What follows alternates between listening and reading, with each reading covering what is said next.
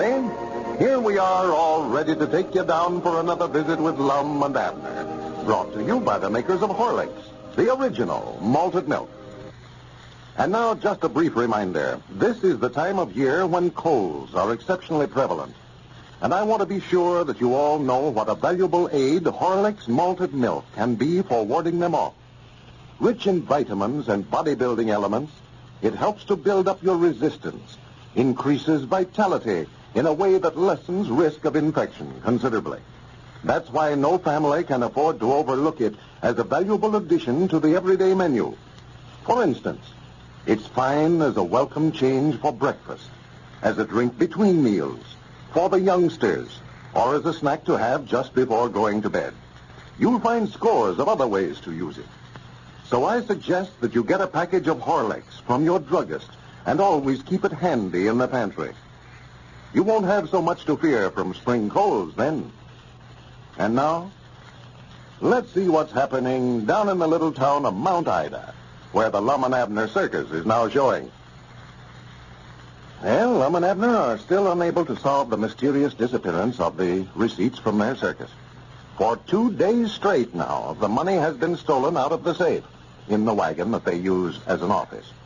Suspicion has been placed on almost everyone connected with the show, but as yet no definite clue has been found. Yesterday, Lum decided to hide the receipts for the day in the trunk instead of the safe, and he and Abner planned to take turnabout sitting up to watch it during the night. As we look in on the circus grounds today, we find Lum in the office, apparently very excited about something. Abner is just entering the wagon. Listen. What is it, Lum? What's the matter? What's the matter? We've been robbed again, Abner. We've been robbed. Huh? I just now opened the trunk to get that money out to take it to the bank, and it's gone. You mean that we taken in yesterday? Yes, sir. That money I put in the trunk last night's gone. Well, I'll swan to goodness. Well, whoever got it must have broke in here while we was over at Greenwood this morning. Well, the wagon and the trunk both were locked up while we was over there, Lum. Yeah, but whoever got it must have had a key to the trunk, for the lock ain't broke or nothing. Looky there. Well, The trunk was locked and everything, but the money's gone. well, they must have had a key to the wagon, too, then, Lum, for it was locked up while we was gone. Granny, that's right. Nobody ain't stole your keys from you, have they? I know. If I hadn't had the keys, I couldn't have got back in here. No. My dog, this is getting to be serious, ain't it? Getting to be. It was already serious. I don't know what this is. Granny, something's got to be did about it. Well, what can we do? Well, I'm going to find out who's been taking that money if I have to burn the woods and sift the ashes. That's over $800 that's been stole from us this week. Yeah, every dime we've took in. What's worrying me now is how we're going to pay the performers and buy feed for the animals. Well, maybe we can take in enough between now and the end of the week to take care of that, Lum. Well, it don't do us no good to take it in. Somebody steals it as fast as we get it. Yeah. I'm going to get the police out here. That's what I'm going to do. Well, the only trouble, old Lum, if you get the police out here, everybody will know it, and then whoever's been stealing it will be hard to catch then, sure enough. Yeah, that's right. Grannies, we'll just set a trap for 'em ourselves, Abner. Set a trap for 'em. Yes, sir. We'll just put the money in the safe again tonight for bait and catch 'em ourselves. And then set the traps around in front of the safe, huh? Yeah. No. Set traps in front of the safe. Well, that's the best place to put 'em. If they'll open the safe, why, they got to get around there in front of it, Lum. Well, we ain't going to set no traps for 'em, Abner. You just said we was. I ain't talking about steel traps, though. I'll tell you the kind of a trap we could set, Lum. The line trainer was telling me the other night how they catch them lines there in Africa. Well, there ain't no line breaking in here and taking that money. I can tell you that right now. Well, no, but you could catch a human the same way. All you got to do, Lum, is you just dig a great big hole in the ground right out there in front of the wagon, and then cover it all over with brush and hay and stuff. And then when they step on it, why, they fall down in the hole and they can't get out. Oh, for goodness sake. That ain't the kind of trap I'm talking about, Abner. Well, he said that's the best kind. You got to put some fresh meat out in the middle of it, though, so when they start after the meat, why, they'll fall through the chivering over the hole, you know. Well, what would a robber want with fresh meat? Well, I don't know, but he said that's what they use there in Africa. Well, that's because they're trying to catch wild animals. Whoever it is we're trying to catch is after money. Yeah, that's right.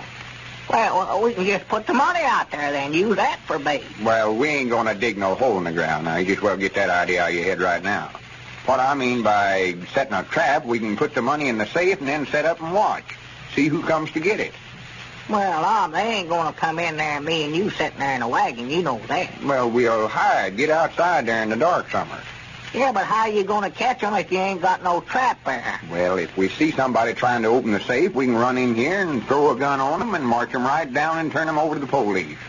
Yeah, but what if he gets away, though, before we can get there and get him, and then he's got all our money? Well, you need to worry none about that. He's too fat to run very fast anyway. Who's too fast? Huh? Oh, well, I don't mind to tell you, Abner, I believe Squire Skimp is the one that's getting that money. Oh, no, I don't believe it's him, Lum. I might not know he done it.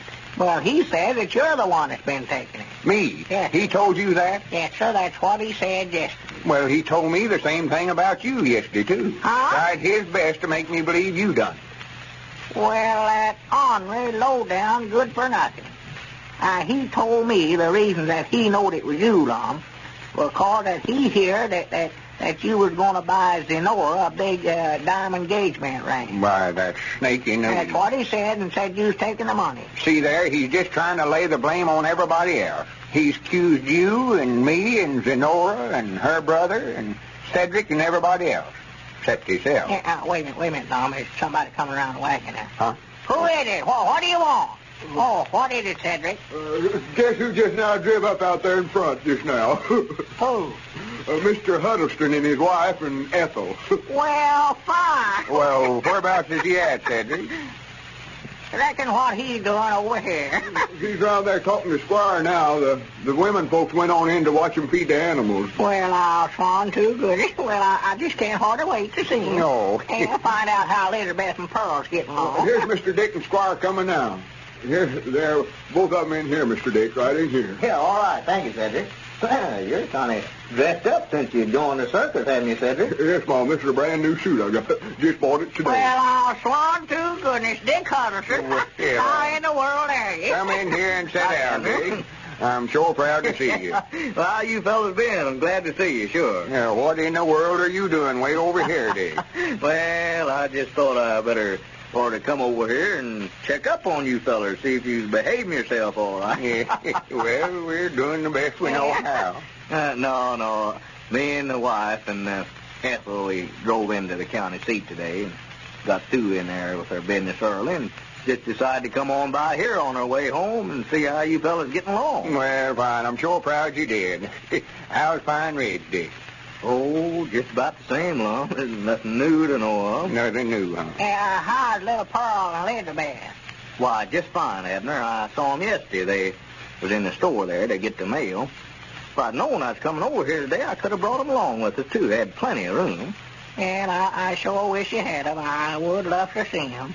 But I don't reckon Elizabeth could leave the place right here at planting time. Sit down, Dick. Sit down. Make yourself comfortable. Well, if you gentlemen will excuse me, I expect I better get on around there in front, you know, and sort of look after things. I'll see you before you get away, though, Dick.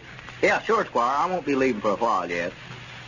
Abner, I wonder if I could speak to you for a few minutes. Me? Yeah, sure. I'll be back in a minute, Dick. All right, Abner. Well, sir, how's Evelina? Have you saw her since I've been gone? Why, yeah, I've seen her a time or two, Lum. Her and Frank Forster seems to be keeping company pretty steady now. Well, I'll swan to goodness. That snake in the weeds. Frank Foster. The minute I turned my back on her. I knowed it. Say, Lum, what's this the Squire's been telling me about you fellows having some money stolen over here? No, he's done told you about it, huh? Yeah, he was telling me, said that 2 days straight there, that somebody broke in your office here and stole what you'd taken in the day before. Well, not only that, but they stole what we took in last night, too. Last night? Yeah, over $800 has been stole this week. $800? Yes, sir. And if you want my IDs on it, Squire Skimp's the very one that's been a-getting it, too. Squire, huh? Yeah. I'd have him arrested so quick it'd make his head swim, but there's just one thing I can get out of my mind. What's that, Lum? Well, that is why if he was going to steal it, why he didn't do it when he was running the circus by himself and had charge of the money by himself. Me and Abner wasn't with him then, and it wouldn't be no trouble at all for him. No. Well, now, here, Lum, maybe he was stealing it from you then. Huh? I say maybe he was. While he was running the circus for you, while the show was losing money all the time, Yeah. I know you had to go in there and at the bank and borrow money to keep it open. But here now, since you and Abner joined up with it, why, you've been making money. That don't sound right to me, Lum. You mean you... Granny, that's right. That's the reason he wasn't taking in enough to pay expenses over at the county seat. Well, of course, I don't know anything about it, Lum, but that's just my opinion on it, you know. But I do know Squire Skimp. I've known him for years around Pine Ridge here. And I know there's nothing too crooked for him to do. Yeah, I've been studying about some of the stunts he's pulled on us. The Right. time he bought the store off us and just same as beat us out of it, you know. Well, Lum, for the last 2 years, Squire Skimp has been beating you and Abner on every deal that you got in with him. Yeah, that oil well business. I ain't forgot that neither. Well, he'll do anything. There's nothing too low down for him to do. I just hated to see him get in this circus with you. I told you Well, that. I don't know, Dick. He come over there and talked so honest about it, I just thought he'd go straight once. No, That yeah. blame his hide. Talking to me the way he did yesterday and then turning right around and stealing again this morning. This morning. Yeah, me and Abner took turn about setting up last night of watching it, so it was bound to have been stole this morning. And when we went over there to Greenwood's, about when it happened, too. See, we're opening up over there tomorrow. Oh, you are opening up Old Greenwood. Yeah. And you left the money here in the wagon this morning. Huh? What Yeah, you for doing? about 3 or 4 hours. Locked right here in this wagon, too. Well, has Squire got a key to the wagon, Lum? Why, sure he has. He's the only one that's got a key besides me and Abner. Well, Lum, you and Abner had no business, both of you, leaving that money here that way in that Well, wagon. I know it, but Squire come in here this morning in a big hurry and wanted me and Abner to get in the car with him and run over to Greenwood and put up some winter cards. Wait a minute. Hi, Granny, hold on here. That money was stole while we was over there this morning, and Squire went with us. So Lum and Abner and Squire were all three out of town when the money was stolen. The next time you're in your neighborhood drugstore, look for the name Horlick on the malted milk dispenser at the fountain. If you see it, you can be sure that the store has a high standard of quality. You can be sure that that druggist stands for quality and believes in giving his customers the best. For when he serves Horlicks at the fountain, you know that he is spending a few cents more to give you the purest of ingredients, to give you all the richness, the flavor, the good nourishment of Horlicks, which he knows to be so much superior to any imitations. Now, this matter of quality in your drugstore is mighty important to your health and to the health of your family. So be sure and watch for the Horlick name at the fountain. If your druggist doesn't serve it, ask him to get Horlicks, the original malted milk. This is Carlton Brickett, speaking for Lum and Abner and Horlicks, who now bid you all good night and good health.